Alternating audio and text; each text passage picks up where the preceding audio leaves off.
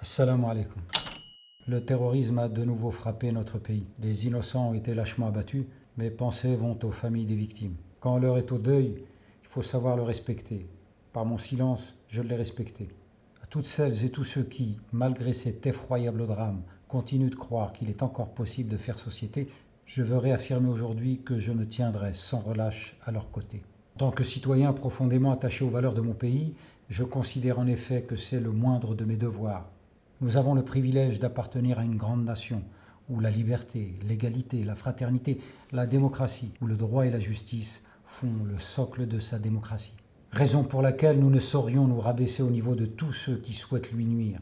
Pourquoi devons-nous, chaque fois que la France est secouée par un attentat, voir nos messages de solidarité avec les familles des victimes prendre la forme de formalités froides, expéditives et accessoires, et disparaître sous le déluge de commentaires, d'analyses et d'expertises à l'emporte-pièce. Experts, spécialistes et opportunistes en tout genre se succèdent pour venir déverser leur docte-glose sur les plateaux de télé, les ondes radio, la presse écrite et les réseaux sociaux. Politiques, chroniqueurs, journalistes, intellectuels et anonymes nous racontent qu'ils nous avaient prévenus, que s'ils avaient été aux commandes, jamais ça ne serait arrivé, parce qu'ils ont les vraies solutions.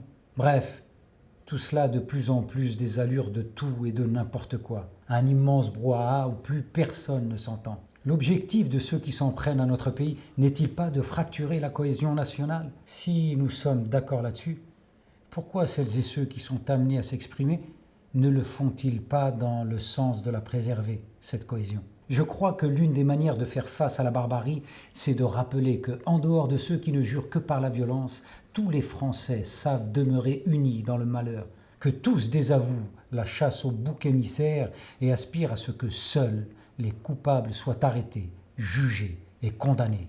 Est-ce de la naïveté ou un propos responsable? Je te laisse te faire ton opinion toi-même.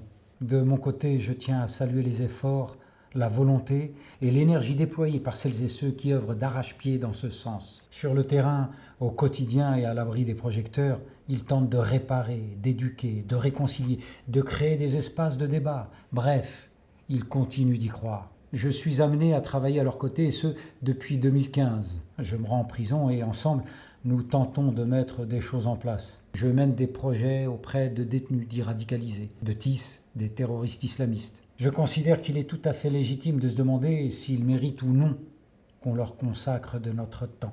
Pour ma part, je le crois, et c'est d'ailleurs pour cela que j'accepte de contribuer à cette entreprise qui consiste à créer des espaces de débat pour réparer, éduquer, instruire, réconcilier. Avec certains partenaires, nous avons même fini par envisager que le MQVB pourrait être une piste à explorer en détention.